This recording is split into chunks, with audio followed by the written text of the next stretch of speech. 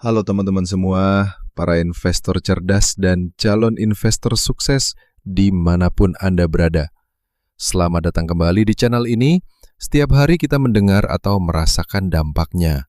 Harga kebutuhan pokok naik, biaya hidup terasa semakin mahal. Tahukah Anda, ada satu musuh tersembunyi yang diam-diam menggerogoti nilai uang dan kekayaan kita. Namanya inflasi. Di video kali ini, kita akan bedah tuntas apa itu inflasi, mengapa ia terjadi, dan yang terpenting, bagaimana cara kita melindungi diri dan aset kita darinya. Saya jamin setelah menonton video ini, Anda akan memiliki pemahaman yang jauh lebih baik tentang fenomena ekonomi krusial ini. Mari kita mulai. 1. Apa itu inflasi? Pencuri diam-diam nilai uang Anda. Sederhananya, inflasi adalah kenaikan harga barang dan jasa secara umum dan terus-menerus dalam jangka waktu tertentu. Akibatnya, daya beli uang Anda menurun. Dulu, dengan Rp10.000, Anda mungkin bisa membeli 3 buah roti.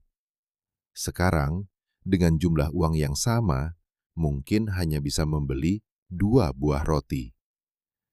Ini berarti uang Rp10.000 Anda nilainya sudah berkurang.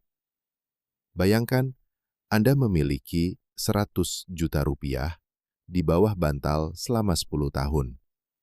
Tanpa inflasi, nilainya tetap 100 juta.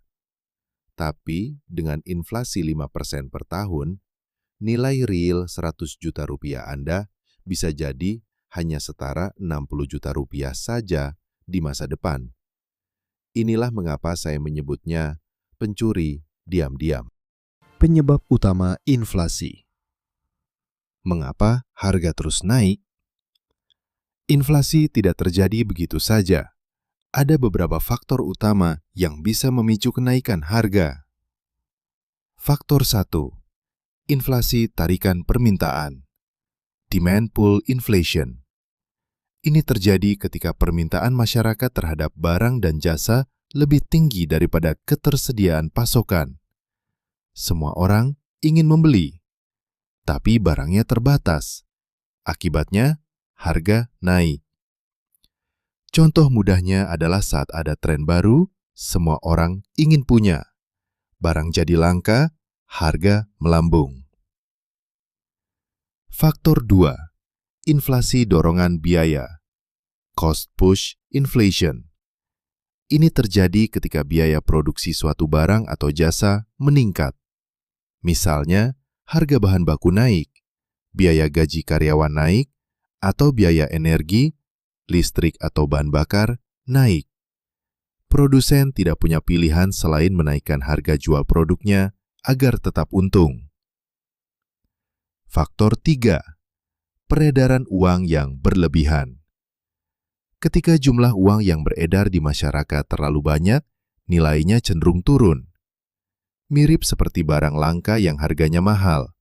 Kalau barangnya banyak banget, harganya jadi murah. Begitu juga uang. Ketika bank sentral mencetak terlalu banyak uang atau suku bunga terlalu rendah, sehingga pinjaman mudah didapat, ini bisa memicu inflasi. Faktor 4. Ekspektasi inflasi. Terkadang, inflasi juga bisa disebabkan oleh ekspektasi masyarakat. Jika orang-orang sudah memprediksi bahwa harga akan naik di masa depan, mereka cenderung membeli lebih banyak sekarang. Produsen juga akan menaikkan harga lebih awal. Ini menjadi semacam ramalan yang menjadi kenyataan. 3. Jenis-jenis inflasi. Berdasarkan tingkat keparahannya. Inflasi rendah, creeping inflation. Ini adalah inflasi yang relatif terkendali, biasanya di bawah 10% per tahun. Angka ini seringkali dianggap sehat bagi ekonomi karena menunjukkan pertumbuhan. Inflasi sedang, galloping inflation. Inflasi ini mulai mengkhawatirkan, biasanya antara 10% hingga 30% per tahun. daya beli masyarakat akan terasa menurun signifikan. Inflasi tinggi. Hyperinflation. Ini adalah skenario terburuk. Ketika inflasi mencapai puluhan, ratusan, bahkan ribuan persen per bulan. Uang bisa kehilangan nilainya dengan sangat cepat. Contoh historisnya adalah Jerman pasca Perang Dunia I atau Zimbabwe di awal 2000-an. 4.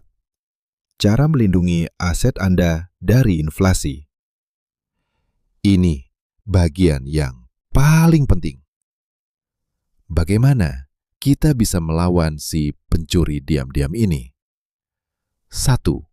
Berinvestasi pada aset yang kebal inflasi. Emas dan logam mulia. Emas sering disebut sebagai safe haven karena nilainya cenderung stabil atau naik saat ekonomi tidak pasti dan inflasi tinggi. Saham, khususnya saham-saham perusahaan yang memiliki kekuatan penetapan harga, pricing power. Artinya, mereka bisa menaikkan harga produknya tanpa kehilangan terlalu banyak pelanggan. Obligasi, inflasi link, jika tersedia. Ini adalah jenis obligasi yang memberikan imbal hasil disesuaikan dengan tingkat inflasi. Diversifikasi portofolio. Jangan taruh semua telur dalam satu keranjang. Sebarkan investasi Anda ke berbagai jenis aset. 2. Kelola utang dengan bijak. Hindari utang konsumtif dengan bunga tinggi. Jika punya utang, usahakan melunasi secepat mungkin. 3. Edukasikan diri secara berkelanjutan. Pahami kondisi ekonomi, kebijakan bank sentral, dan tren pasar. Pengetahuan adalah kekuatan terbesar Anda. 4. Tingkatkan pendapatan Anda. Cari cara untuk meningkatkan penghasilan Anda secara berkala, baik melalui kenaikan gaji, bonus, atau memiliki sumber pendapatan sampingan. Teman-teman, inflasi adalah fenomena ekonomi yang tak bisa kita hindari sepenuhnya.